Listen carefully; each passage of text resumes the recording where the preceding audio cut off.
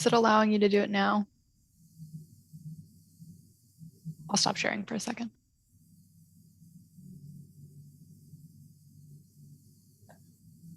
I sent a request to you as the host to turn on the closed captions.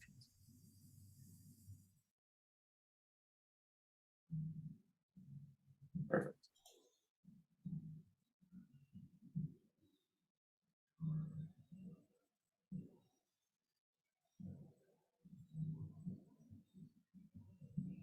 Welcome, everyone. We'll get started in just a minute.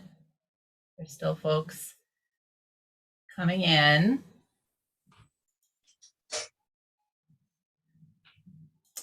Transcripts are enabled, so for anyone who wants to read subtitles while we're talking, you can do that within your Zoom browser. It's pretty handy.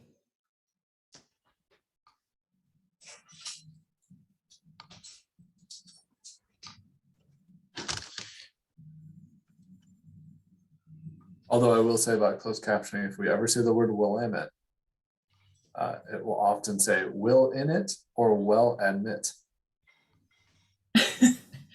Willamette.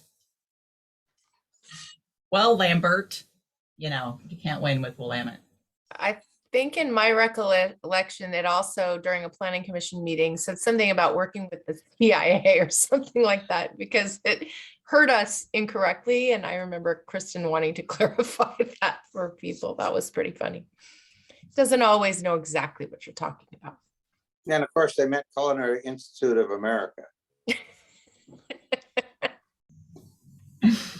Hi, Phil. So we can go ahead and get started. You've got the screen up there, Sophie. Thank you. I have the first part, so Sophie's going to be advancing slides for me, and we'll go over group agreements in just a moment. Go ahead to the next one. Great. So introductions. Welcome, everyone. My name is Terry Harding. I am the project manager for Middle Housing Code Amendments and the principal planner for the city's long-range planning team. And with me today are Sophie and Jeff, if you wouldn't mind briefly introducing yourselves.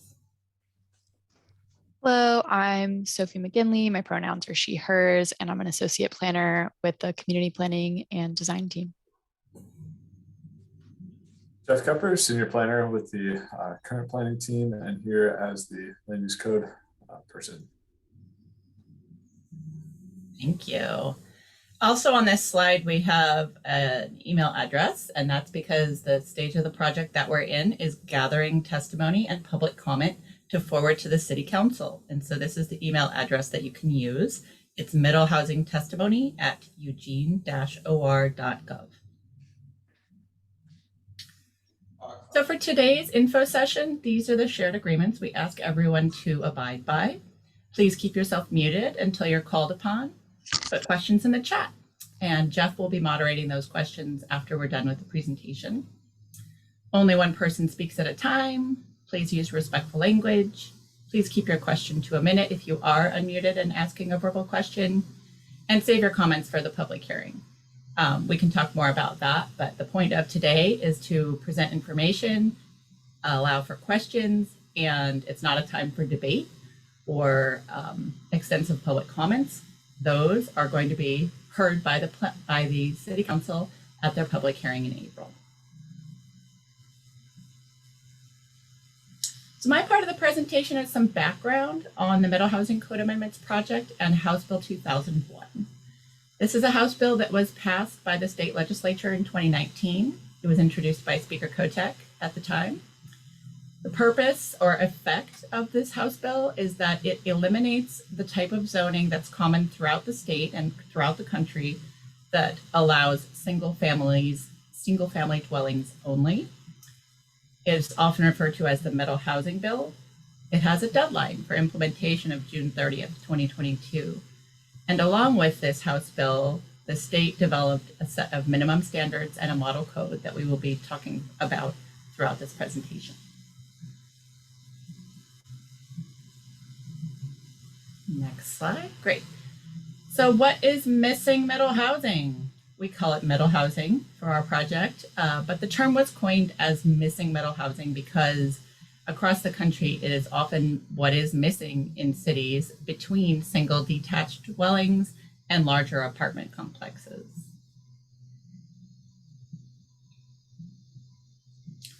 As defined under the state law in Oregon, middle housing is a duplex, which is 2 units, a triplex, which is 3, a fourplex, which is 4, a cottage cluster, which is a grouping of 4 or more detached dwellings per acre with a footprint no greater than 900 square feet. So those are small units that include a common courtyard, and townhouses. And that is 2 or more attached dwellings where each dwelling is located on its own lot and shares at least one common wall with an adjacent dwelling. Moving right along, the rulemaking process for House Bill 2001 was state directed and led by the Department of Land Conservation and Development. It included a Rules Advisory Committee, or RAC, which had members from all around the state, and a Technical Advisory Committee, which also had members from all around the state representing different perspectives and areas of expertise. At the end of the process, the Rules Advisory Committee formed a recommendation, and the Land Conservation and Development Commission did the approving and adopting of a set of minimum standards, which were turned into Oregon administrative rules, and a model code, which is also referred to in the rules. So in the city of Eugene, we developed some project goals to implement middle housing code amendments for our city. The first project goal is to comply with the House bill and implement it at the local level. As we do that, we have a goal of furthering longstanding equity and affordability goals that the city has had for a long time. And thirdly, to enable housing availability and diversity. So how were we going to go about meeting those project goals? Sophie is going to walk us through the public involvement process. Thanks, Sophie. Great, thank you, Terry. So the public involvement process began in the summer of 2020 when the public involvement plan was approved by the Planning Commission in their role as the Citizen Involvement Committee. It included several components. So these are just some of the groups that we interacted with. We had some local stakeholders from our community partners, from our boards and commissions. We held an equity roundtable and a lottery selected panel. The lottery selected panel was representative of Eugene demographics. We heard from local developers and architects. We sent out a community-wide survey that was open for a month. We partnered with the university for some youth engagement and student outreach. We've been using a ton of social media, including Instagram, Reddit, Facebook, and Facebook Live videos. We heard a lot of public testimony through the Planning Commission recommendation process. We received our recommendation from the Planning Commission, and then now we are heading to City Council. So quite a few stakeholders, and we are nearing the finish line now. This is a pretty busy infographic. If you want to spend a little bit more time with it, it's available on the project webpage. It just shows a little bit of who we heard from over the past almost 2 years now. So a result of the public engagement was a set of guiding values and principles, one of which was to go beyond the minimum standards. And so after we received that recommendation from the community, we came up with 3 ways that we could comply with the bill. One is to allow. And so whenever we say allow, we mean meet the minimum standards that were set by the state. Another was encourage, which goes beyond the minimum standards to remove some barriers to middle housing. The third is incentivize, which is do even more to remove barriers and lower the cost of middle housing. So this shorthand is available in our guide to the Planning Commission recommendation, which is now on the middle housing webpage, which is eugene-or.gov/middle housing. In the guide to the Planning Commission recommendation, there is a bunch of information. The first page is just a ton of hyperlinks to background information, FAQs, technical code language. But the part that may be most helpful are some summary tables. So these summary tables identify which part of the code standards are allow, encourage, incentivize, or a combination of them.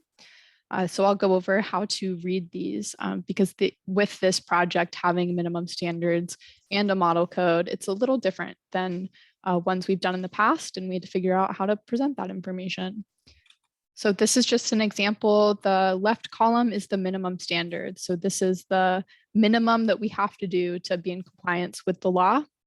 And so that will always be the leftmost column in these summary tables. Jesus. The middle column is the model Doesn't code. have a enlarged, does it?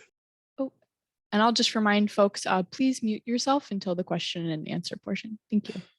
The middle column is the model code. And so the model code always meets the minimum standards. However, or I guess it's a model of how to meet the minimum standards.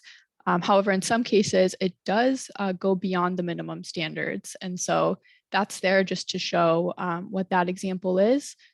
If we do not comply with the minimum standards by the state deadline of June 30th of this year, then the model code would automatically apply. So that's there. And then on the right is the Planning Commission recommendation. And so you can see how it, what its relationship is to the minimum standards in the model code. And then if it's allow, it should match the minimum standards. If it's encourage, it should go beyond. And then if it's incentivize, there's some shorthand for ways that it incentivizes. And then later on in the guide, there's a summary of all of the incentives, which we will get to a little bit later today.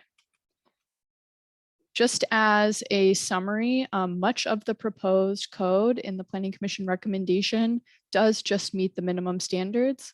There are some cases where it encourages, so a slightly smaller lot size, slightly smaller lot width, a little bit of a taller height, and a greater lot coverage percentage. And then in cases where it does incentivize is by allowing detached middle housing, allowing even further lot size reductions in certain cases, and allowing for a reduction of on-site parking requirements in certain cases. This is one of the cases where I wanted to explore an encourage example, which is that of building height. And so currently the proposed maximum height for the existing maximum height for single detached dwellings is 30 feet. And for duplexes, triplexes, fourplexes, and townhomes, the proposed code is proposing 35 feet. So I just wanted to explore that a little bit with you all. And we'll start with a poll. Let me see if I can get this to work. All right, so there should be a poll on your screens right now. And the question is, building height is measured at either point A or point B. So you can select your answers. Okay, we're starting to see some of these come in. I'll give it a little bit of time.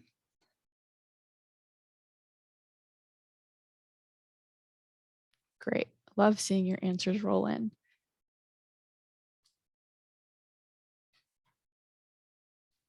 Okay, final 5 seconds. All righty, and let me share those results. So you all should be seeing this. We had the majority of folks say point A, with 67% of folks saying point A, and then 33% of folks said point B. So let me get out of my poll. So it's actually point B, which is a little bit of a surprise, it seems. So we'll explore that. But point B, which is the point closest to the property line, is where maximum height is measured. However, how does point A get there? Point A gets there if you have a slope. You get an additional 7 feet. So this includes single family dwellings or single detached dwellings if the slope is 6/12. And so that's how you get that additional height. We've been seeing a little bit of information saying that middle housing maximum height is 42 feet, which is only if they have that specific slope, and that 7 feet, that extra 7 feet allowance currently exists in our code for single detached dwellings. Okay, we have another fun poll. Let me get that launched. And this one is asking, which houses are fourplexes? And there's a little bit of a clue in the answer. It's multiple, so you can select multiple.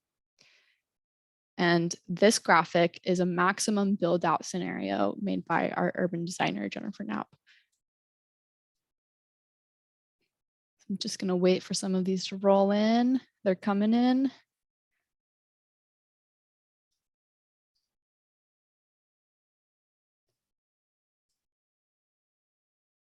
I'll give it about 10 more seconds.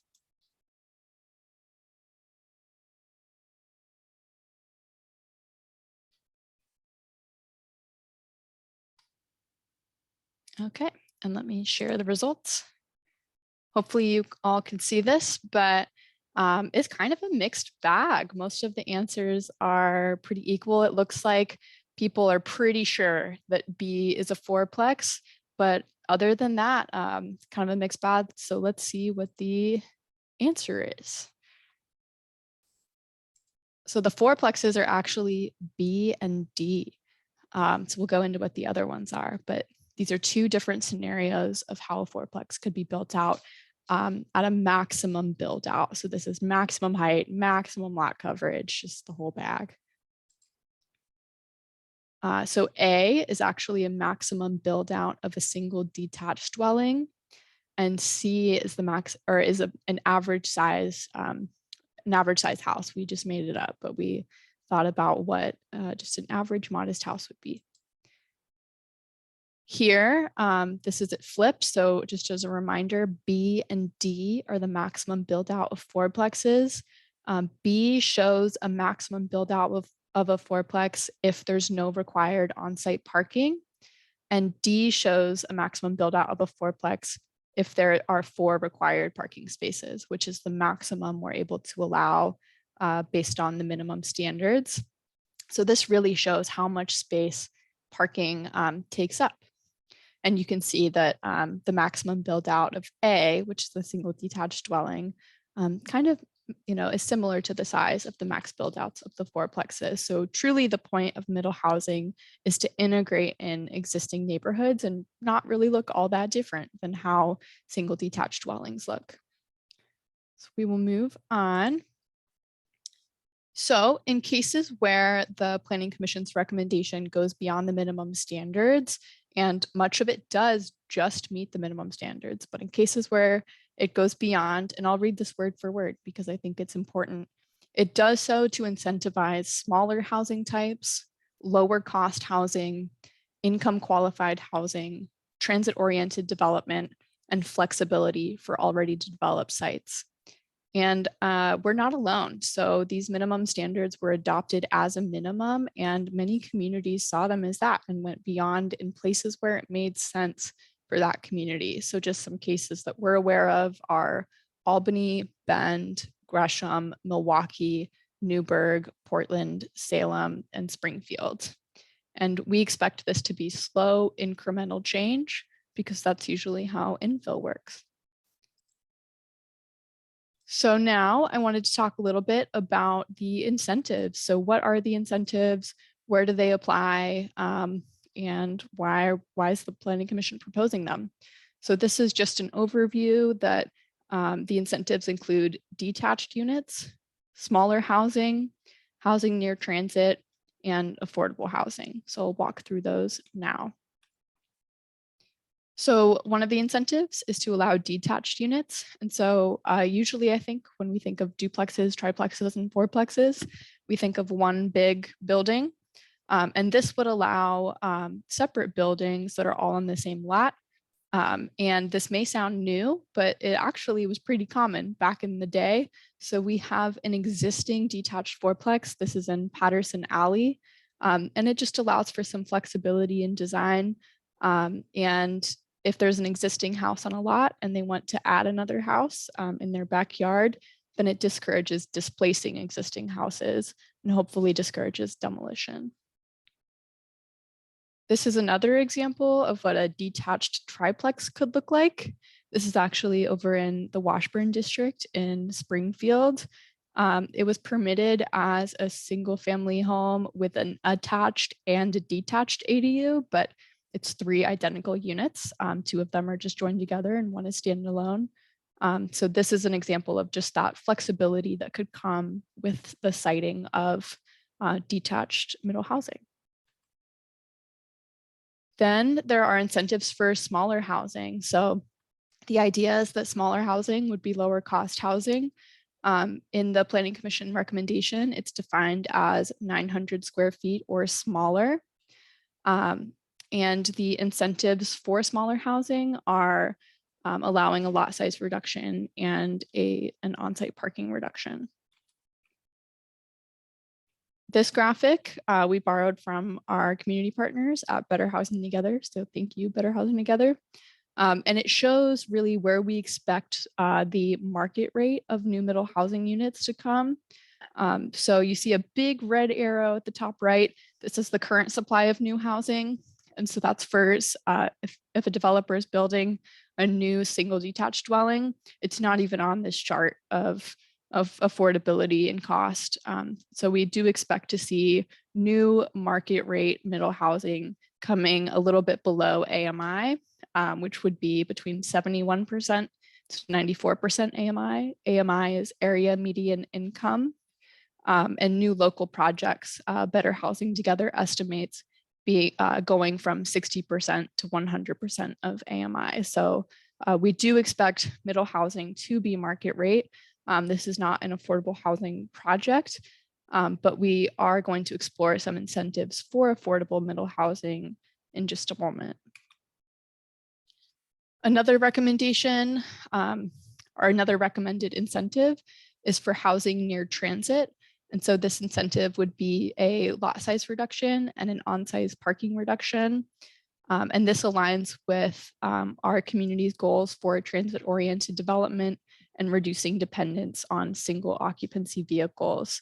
And this really just, this incentive would remove the requirement of on-site parking. It would not disallow the inclusion of on-site parking. And it would also allow for the utilization of on-street parking credits in place of on-site on-site parking. And the last incentive is for affordable housing. So in the Planning Commission recommendation, affordable housing is defined as 80% of area median income. This handy little graphic is from the newly adopted housing implementation pipeline. You can explore that document at eugene-or.gov/HIP, HIP. They have a very fun acronym. We do not yet. And this is something that we really want to hear from you during the public comment process at City Council. Is 80% the right place to incentivize? So be thinking about that. And the incentive here is a lot size reduction and an on-site parking reduction for if at least 50% of the middle housing units are affordable. And now I will pass it on to Jeff to talk about hot topics. Thanks, Sophie. So in the guide, we cover a few extra topics specifically that are coming up in testimony a lot. And so we're going to talk about 4 specific things today. And so I'll kick that off with talking about special area zones, which is, or SAZs is what we call those. And so there are parts of town that are residentially designated, but they don't necessarily have our typical R1, R2, R3 residential zones applied. And that's because they have something called a special area zone. And those zones have essentially special regulations that don't apply in other parts of the city. But based on the testimony, the Planning Commission recommendation and deliberations, the path forward we're looking at is treating all special area zones the same as our residential lands. So basically, the middle housing rules will apply equitably across the city according to whatever they are residentially designated as. So the rules will be the same no matter what neighborhood you're in. And I'll say the single detached dwellings will continue to be subject to the special area zone standards. And so this also applies. So with historic districts, this was a carve out in the middle housing amendments that basically said that historic districts can be protected or have their own standards, and they don't need to have the middle housing standards apply there. And so in these cases, the historic district protections and standards will still apply for middle housing to ensure that those historic areas that are in our city are still protected and consistent with the development that exists in those areas. And those are areas such as the Blair Historic District and the area around Skinner's View. If you want to jump down to covenants, conditions, and restrictions, those are CC&Rs for people in the know. These are private agreements that are set onto a piece of property, or most oftentimes people are seeing these within their HOA, their homeowners association. And essentially what it is that CC&Rs you can't record a new CC&R that says, my property can only ever have a single family home and you can never develop middle housing on it. That CCR wouldn't be allowed under HB 2001. So basically the moment when they adopted that state law around the middle housing rules, they said that CC&Rs can't be adopted to prohibit middle housing. However, CC&Rs that had existed previously to the adoption of the state law, if those explicitly said that no middle housing can be here or only a single family home can be here, those CC&Rs can still be enforced. So moving forward, you can't record new CC&Rs to limit things that way. And the last topic I'll talk about today is the middle housing land divisions. And so what happened with middle housing land divisions is that the state passed this law to essentially say, hey, we want to create more housing opportunities throughout Eugene. And then they said, well, what else can we do to support not only home options, but home ownership? And so the state passed a second, it was actually a Senate bill. And what it was a way for simplifying the division of land process to allow home ownership in more easy situations. So really, this is an alternative to my favorite long word, condominiumization, which is the creation of condominiums. And for anybody that's ever gone through that process knows that it's a really long process and it's also extremely expensive, which is the reason that most people don't do it. And so what the middle housing land divisions does is it presents an opportunity for people to have a middle housing development and being able to sell off each one of those units. Be simple. It's a real, just sell off one unit of middle housing to create a new home ownership opportunity. And it does so by creating what's called a parent lot and a child lot. And Sophie, if you go to the next slide, I'll talk about that a little bit more. And so what you're seeing in the examples below are two pre-existing a duplex on the left and then a cottage cluster on the right that exists in Eugene right now. And what middle housing land division would do is it says that you can essentially take what you see as a purple line there, that's the outside boundary of the property. That's what we would call a parent lot. And so any development that's occurring within the parent lot has to meet setbacks, it has to meet all the development standards such as height, what can be on the lot, et cetera. And then middle housing land division says you can now go in within that lot and create these individual boxes around middle housing units. And each one of those boxes, which you'd call a child lot, can be sold off individually, fee simple. So that's like essentially creating a condo without having to go through that process and making it much more simple. Now, there is still a land use process around this that requires notice and some ability for feedback, but the simple thing here is that each new child lot that's created can only have one dwelling unit per lot. They all have to have their own utilities. You have to have pedestrian connections. You have to have all the required, if there's required parking, and you have to have easements to cover all those. Everything has to meet the building code. And like I said, the parent lot, the development has to meet the standards that apply. So you don't get out of any of those rules or regulations. So the thing is that those child lots, you can make those as big or as small as you want. So in the example on the right, each little cottage has its own very small lot wrapped kind of right around the edge of the building. And the other area in that lot would be considered common area. And the last thing I'll say on this is that with middle housing land divisions, you do not gain additional development rights. So when you create that child lot, it's still, even though you now have one unit on its own child lot, it's still one part of a greater whole. So it's still one unit in a fourplex. They don't get an ADU, they don't get any of those additional development rights that might come with that. So that's all I have to say at this time on middle housing land divisions. And so the one thing I'll say is that we have a lot more information at eugene-or.gov/middle housing. And when I say a lot more information, I mean an abundance of information. If you really want to do the deep dive, we have every pretty much meeting, video meeting that we've had is available on there, as well as a lot of FAQs, the fact sheets. You have all the testimony that's been provided to the Planning Commission. You have the Planning Commission's official recommendations, as well as updates on the code adoption schedule. So highly recommend going to this website to get the factual information on the process and the current recommendations of the Planning Commission. So what now?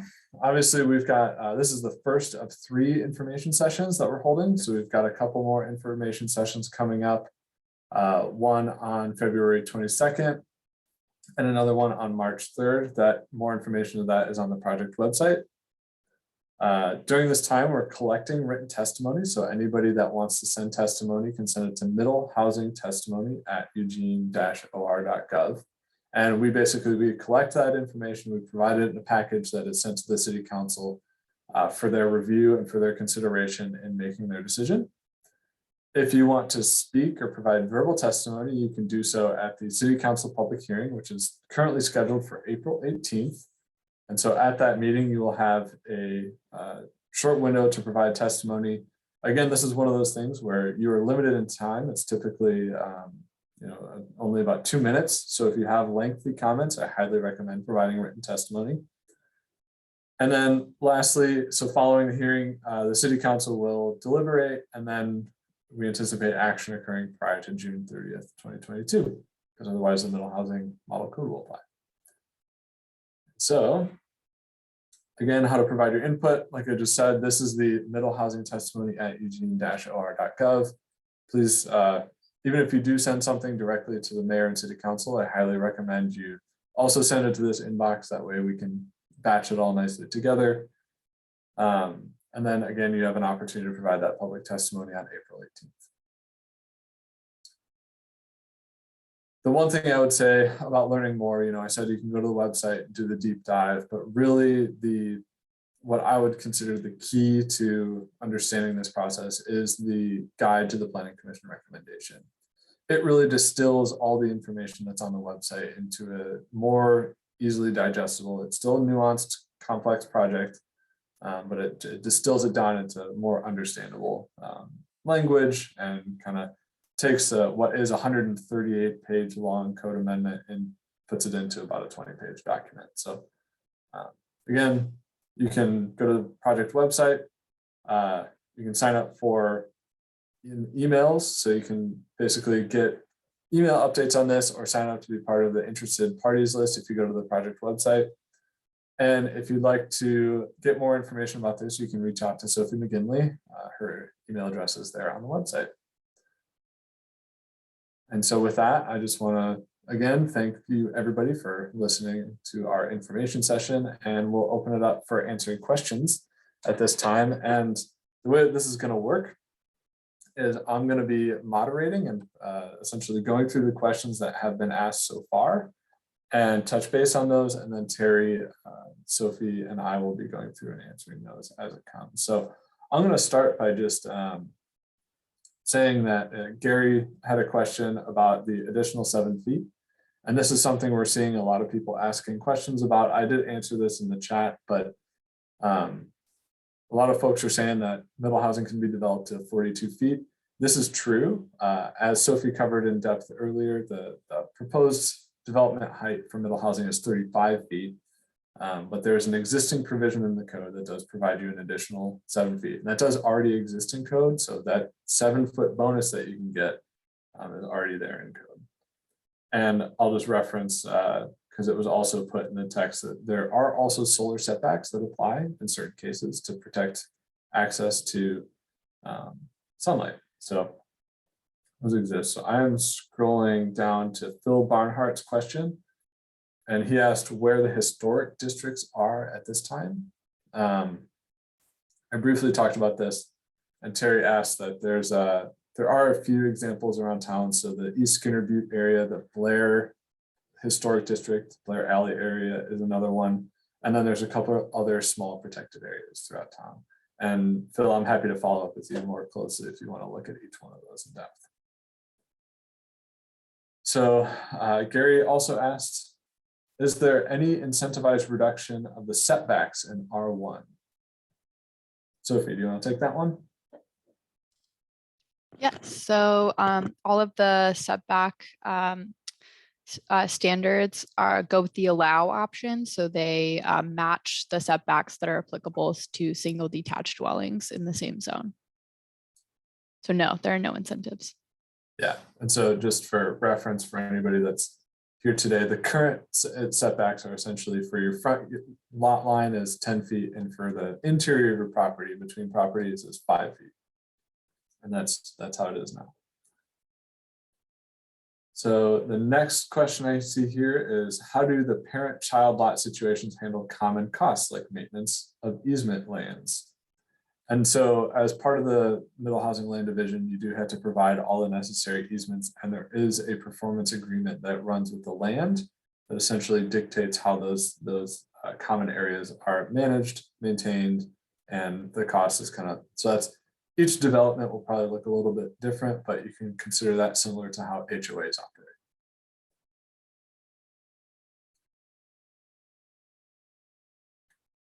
And then next question I see is mid-block backyard development allowed off of 12-foot alleys? So I will say, when you have an alley off, if you have alley access already existing, like, yes, you are allowed to develop on that land. There's only one zone in town that allows an alley access lot to be created. But generally speaking, I would say that yes, you can develop on lots that have alley access throughout the city. You can access that alley so long as it is provides adequate access. So I know we have some undeveloped alleys in town, for example, that those would not be allowed to provide access. Let's keep on scrolling down here. Hillary has asked us to please go over the lot size minimums for duplexes, triplexes, as well as the maximum lot coverage, including sizes with incentives. And so, Sophie, is there a document that we can share that will easily show kind of what we have for minimum lot sizes offhand? Yes, great minds think alike. I have the guide ready to share, so I can share it and you can just tell me where to scroll. Great.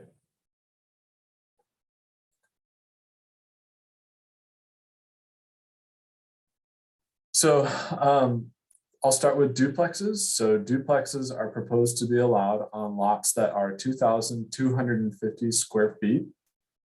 And so that is a typical R1. So that's our low density residential zone. The minimum lot size currently is 4,500 feet. So that's what would apply for a single family home. And so here this would essentially have that and allow a duplex on a lot that's 2,250 square feet. And you can get a reduction to that, which would be a 25% reduction if you're proposing affordable housing, or if you're proposing, affordable, I mean income qualified housing, or if it is a small house development, which is below 900 square feet. And then for triplexes, the allowed lot size is 3,500 square feet. So once again, that's about 1,000 feet lower than the single family detached, and you also get a 25% reduction that in the same way that you do for the duplexes. And then fourplexes are allowed on lots that are 4,500 square feet. So that's the same as what's currently allowed for a single family detached home. Once again, you've got the 25% reduction that you can get for income qualified and small units. And for each of these, the majority of lots in town are larger than this as it exists currently, but those are there currently. And I believe she also asked for lot coverage. Was that also in there? And so lot coverage, so if we can bring that back up, that'd be great. Sorry. Just want to make sure. And it's also a good time to see kind of how the tables work. So the tables are broken up in the guide for each individual type of middle housing. And so you can see here that maximum lot coverage for, this is the duplexes, I believe, is, sorry, triplexes, thanks, is 75% of the lot. And so currently the lot coverage is at 50%. And so there's no incentivizing that would reduce the lot coverage, but the lot coverage is a larger amount of the lot can be covered than what is currently allowed at 50%. All right, so let me get back to the questions here. Will a neighbor be able to build a 3-foot high, 3-story building that towers over and looks into my private backyard with me in my hot tub? If it is on their private property and they want to build a structure, as long as it complies with the setbacks, with the building height, solar lot standards, etc., there is no limitation based on what is in your backyard or the way that your backyard is developed, so long as their property is compliant with the applicable standards. And Jeff, what would their neighbor currently be able to build? Their neighbor would currently be able to build a 30-foot high, unless you got the 7-foot addition that's allowed. So technically a 37-foot high single family home that could also apply with the applicable development standards and also have a view into your hot tub. So with that, as these infill units are built, are they required to have their own electric and water meters? I'm happy to take that one as well. It's a lot of these questions. I love to have questions off to Terry and Sophie, but a lot of the questions we're getting so far have been focused on more of the code realm. So that's why I tend to jump in on these ones. Yes, electric. So generally speaking, especially if you're going through the middle housing land division, new electric, water, and water meters are required for middle housing units. That said, there are certain circumstances where EWA will allow a single connection, but that's pretty rare. Nowadays, you have to qualify. There's certain standards you have to qualify to do that. Next, I'll note for anybody that's joining us today, Terry did put a link to what's our lot size map. So I referenced kind of generally how large lots are in Eugene, and that's available on the city's website. And Tiffany Edwards, Planning Commissioner, has asked me to explain why that's not specific to middle housing, which I think I did because Sophie prompted me. So thank you. I'm just catching up, everybody. Gary's asked, across the street from me, one thing I will say, I'm going to use this one as an example.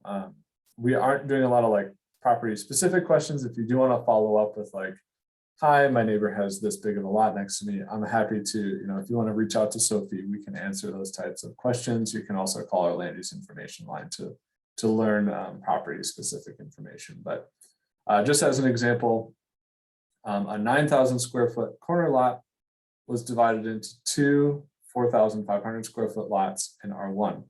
How many units would be allowed? So if you have two 4,500 square foot lots, each of those would allow a fourplex. So two 4,500 square foot lots, you get two fourplexes, that's 8 units.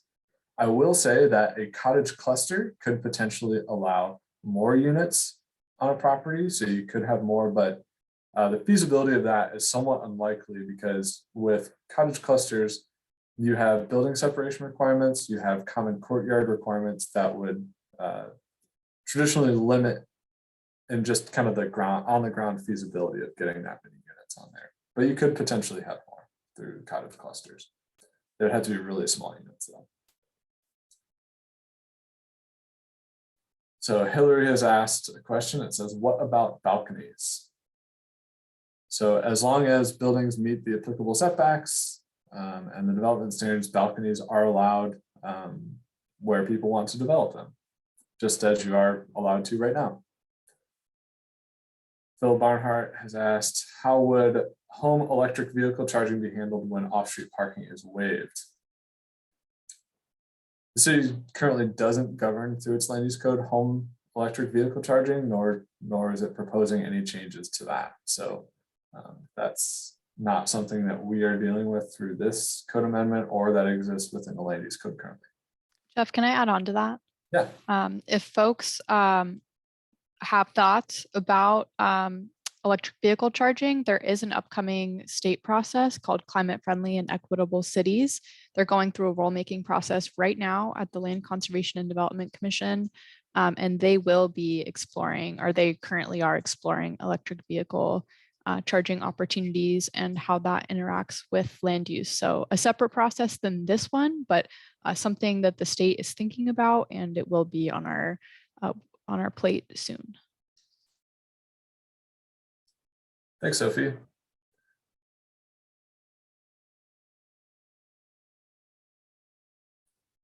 So we have a comment here from Karin, which is talking a little bit about the nuances that exist within the kind of minimum standards that came out with the state. Sophie, do you want to talk about kind of how the interplay between the rules that apply to a single family home and middle housing, and how the state directed us on that? Yeah, so generally siting and design standards for middle housing cannot be more restrictive than those applicable to single detached dwellings. So we can't allow a lower height for middle housing than we allow for single detached dwellings. Same with, we can't restrict balconies on middle housing if we don't restrict them on single detached dwellings. Other ways we see this play out is the same tree preservation criteria that apply to single detached dwellings must also apply to middle housing. There are some cases, such as lot size, where we can allow, or we can require, a larger minimum lot size for middle housing than we require for single detached dwellings. However, the state set a ceiling there. So there's a maximum size we could go up to for that minimum. And that's all outlined in the guide. And that's where you see the interplay of the minimum standards in the model code. Perfect, well said. So Phil's following up on questions about EV charging, asking about if there's no driveway, how would an EV driver do it? Well, if a person, I mean, one, let's think about the fact that the market will dictate whether or not somebody wants to have a driveway or wants to develop it in that way. And actually, I believe in the testimony, someone did provide an example where on-street parking EV charging was shown as an example from, I think it was a Tesla example. So I'm not really going to dive down that rabbit hole any further at this time, since it's not part of these code amendments. And that's actually the end of the questions that I see here. So if you do have any more questions, please feel free to enter those into the chat. Happy to answer anything. And Sophie just put a link to the, go ahead, Sophie. Yeah, while we wait, I'll just remind folks that we have 2 more of these information sessions. We will be doing the exact same presentation. So if you loved it so much, you can come back. But if this was enough for you, you don't have to rewatch them. But all 3 of the information sessions will be recorded and added to the city's public meetings YouTube, as well as the project webpage. So please spread the word and share the recordings with your networks. And it looks like we just got another question, Jeff. Great, thanks. So the next question we got was, what was the rationale for increasing the building height maximum? Terry, you want to take it? Sorry, I've cut you out. I unmuted myself. So I'll interject here. It's a great question. Part of when we were developing the code and presenting it to the Planning Commission, we had some work done by economic consultants from EcoNorthwest. And I'm going to ask Sophie to put a link to EcoNorthwest's findings in the chat, because we asked them questions about how a land use code could incentivize housing. And part of their answer was, you can reduce lot sizes, you can reduce parking requirements, and you can increase development parameters such as lot coverage and building height. And so these were some topics that were discussed at length at the Planning Commission meetings. And that's where the Planning Commission landed, was to offer a building height incentive for middle housing as one of the only tools we really have within the code. There are additional incentives that are under study in our housing implementation pipeline, and those include financial incentives, tax exemptions, SDC reductions, and those kinds of things. But as far as the land use code itself, it's a pretty limited set of things that we can do to encourage and or incentivize the middle housing. And I'll lob a follow-up is what does that extra 5 feet allow? Mhm. I'm looking at Jeff, which Oh, is sorry, I was reading one of the questions. So the extra 5 feet, if you really think about the feasibility of constructing a 3-story home in between the footing, and this is a building detail. If you think about your like foundation wall plus the space in between floors, if you have 8-foot ceilings, you're hitting that 30 feet very quickly. And it's forcing people into flat roof situations, which in Oregon and a lot of rain is never really a good idea. So just from a strict feasibility and ease of construction aspect, 35 feet is a much more reasonable development scenario for most people to reach a 3rd story. So, and there's, again, I highly recommend what Terry was talking about in terms of the economic research that was done, and then the Planning Commission recommendation based on that. It's really, it's a really good set of work, and I highly recommend people go read that. So we did get another question from Lee. It says, what about on-street parking where there are unimproved streets? And so I will specify here that the incentives, as well as some of the on-street parking credits that you can get, don't apply in a very strict set of circumstances. If you think of these include where streets do not meet the minimum width that are required for streets, as well as streets that are not under the jurisdiction of the city of Eugene. So a lot of those scenarios are going to be existing in the River Road and Santa Clara area, where we just don't necessarily have the infrastructure at this time to really support the on-street parking in that way. So it's really it's a pretty specific set of circumstances where that exists. So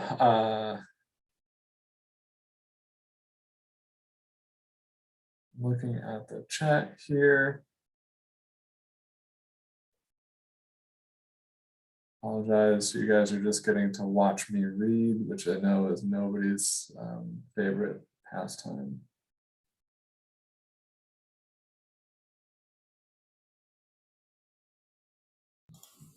I'll take a stab at John's question while you're reading, Jeff. That sounds great, thank you. John asks, do you expect the impact of the changes to be slow and diffused throughout the city? And there is a discussion of the expected rate of development and location of development in EcoNorthwest's memo, the first link that Sophie sent out.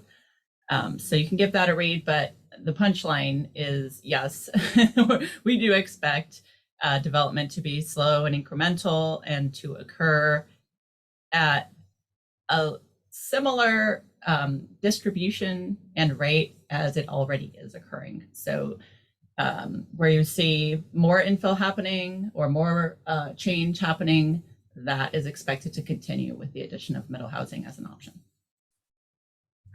And one thing that was really interesting about that, the study that was done by EcoNorthwest that I just linked about the feasibility and where we could see the development is the most feasible development was still single detached dwellings. And so we expect to still see that happen. So just because a fourplex is allowed does not mean that a fourplex will be built. We're just increasing the options for what folks could do with their property and what they could, how many homes they can build on it.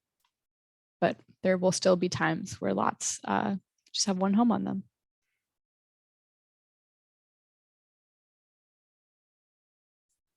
All right, there's no other pending questions in the chat. So again, I encourage everybody to, if you have additional questions, please put them in now, but definitely if you have comments, opinions, suggestions, or other testimony that you would like to be reviewed by the City Council prior to their public hearing. Again, it's please send any comments to middlehousingtestimony@eugene-or.gov. We'll make sure to forward that along. You can also reach out to Sophie McGinley. Sorry, Sophie, she's right here. We've introduced her like 3 times. You can reach out to her. Her email address she just put in the chat. If you do have any follow-up questions, we're happy to work with you on any other questions. Yeah. Yeah, I just put my email in there. If I'm not the right person, I know the right person to forward your email to. Most of us are working remotely, but I can put my phone number in the chat as well. Feel free to call me and leave me a message, and I'll pass your message on to the appropriate person. And thank you for joining us during the lunch hour. This was a little bit of an experiment, so I'm glad to see that this time worked well for some folks. If you have any feedback for how we are presenting information to you, we'd love to hear it. And if you need any printed materials, need us to send you any links, please contact us. It looks like we have a request in the chat, Jeff. Yeah, so Devin has asked, they have a quick question if they can be unmuted. So yeah, Devin, you should be able to unmute. I don't think that's limited at this time. Please go ahead when you're ready. Perfect, thank you. It's not necessarily regarding like the specific material.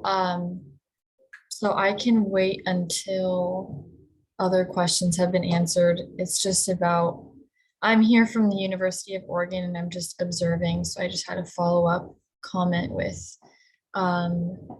you group leaders, if that's okay after.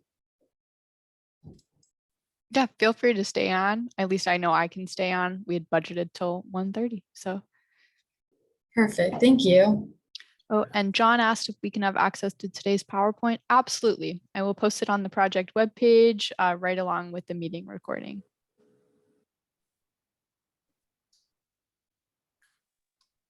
All right.